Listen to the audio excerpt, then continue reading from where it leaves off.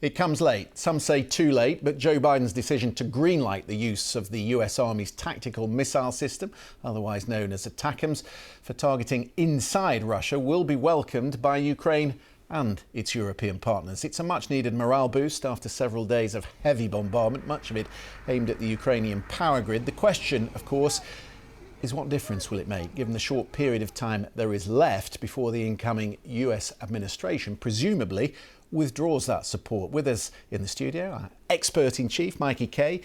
He flew attack helicopters for 20 years. He served as a military planner, and he presents this segment, as he would do, to his commanding officers. How are you, sir? Very good. Welcome back. Thank you very much. Yes, it's been a while. Let's get into this decision. Why now? Why has he taken this decision? Some would say belatedly, but certainly it appears timely. Yeah, I think there are many people in policy decisions around the world that would argue this has come late in the day. And I think Zelensky would argue that he's been trying to defend Ukraine with one arm tied behind his back. But as we spoke about a couple of weeks ago, one of the main trigger mechanisms that has instigated all of this is the introduction of North Korean troops inside Russia. If we can go slide, please. One of the most important areas of military capability at the moment is in the Kursk region. A couple of weeks ago when we were reporting about this, information was telling us that there were going to be probably anything up to 8,000 to 10,000 DPRK troops. Well, 2 weeks later, not only are there 8,000 to 10,000 DPRK troops in the Kursk region, there is about 50,000 combined Russian troops who are involved in that area, and that's certainly been one trigger mechanism. Okay, so what does the ATACM give them that they didn't previously have? Well, they've had ATACMS for a long time. They've had medium-range ATACMS that were delivered at the end of 2023.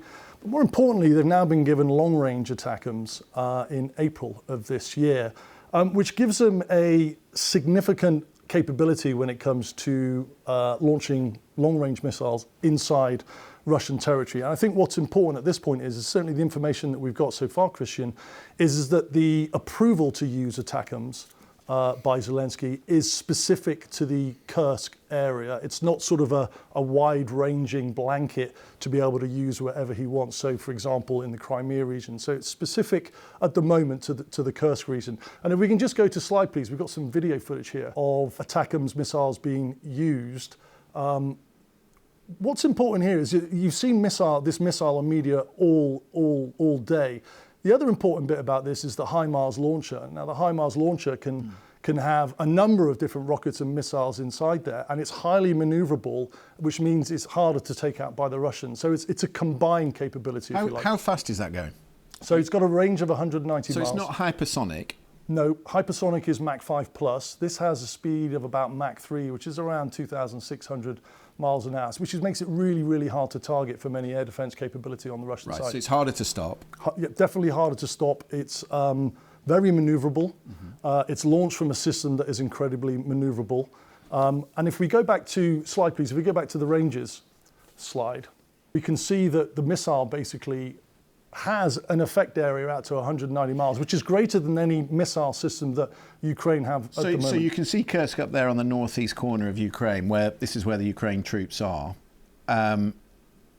There are other, you can see further south, there are other more desirable targets that the Ukrainians would want to use them. Yeah, 100%. So Zelensky's basically been predicating the whole use of ATACMS on the victory plan, which I would argue now is becoming more of a get yourself into a good negotiating position plan than a victory plan. But anything from command and control, air defense systems, airfields, anything that would allow Zelensky to degrade and deter whatever Russia has. You asked the question at the beginning about why now.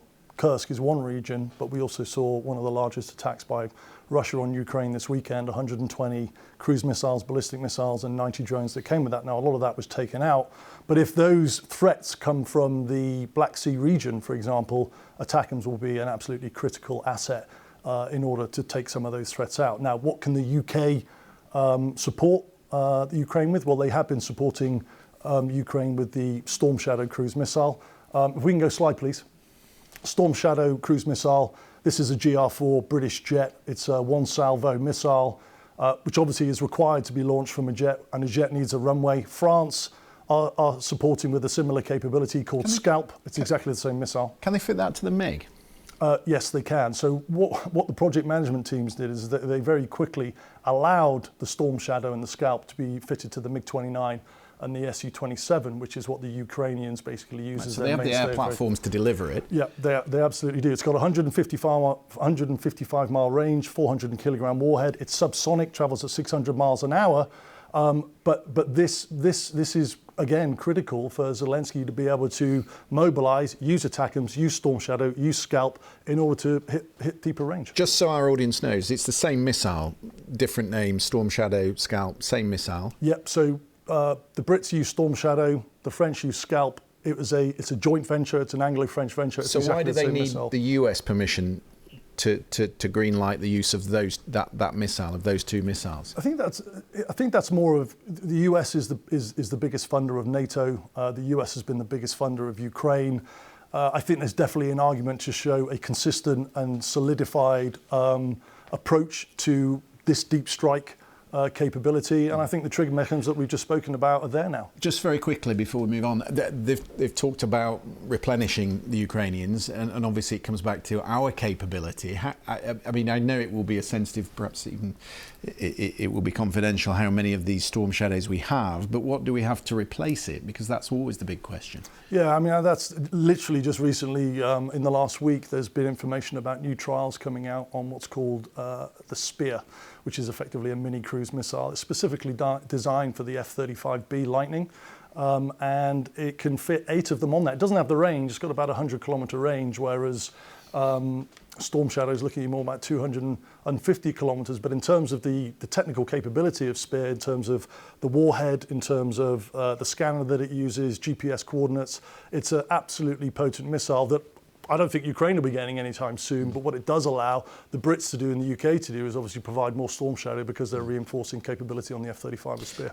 We'll maybe talk in the next half hour about the pressure that this puts on the Germans. And again, I note tonight that the German side have said that they're not inclined to send tourists, so the Chancellor is, the German Chancellor, doubling down on that, on his resistance to that.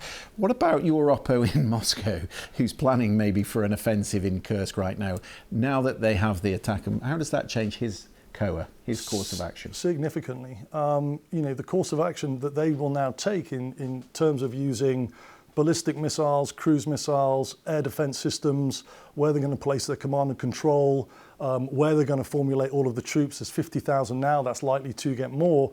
All of this now changes. The ATACMS now changes where they put those, where they put that capability, but also the logistical resupply. The logistics is so important. You remember at the beginning of the war when they went into Kiev, they were absolutely decimated by the logistical resupply. And so ATACMS will allow Zelensky to be able to start targeting the logistical resupply routes that come into the Kursk region, which will obviously cut them off. So that's huge.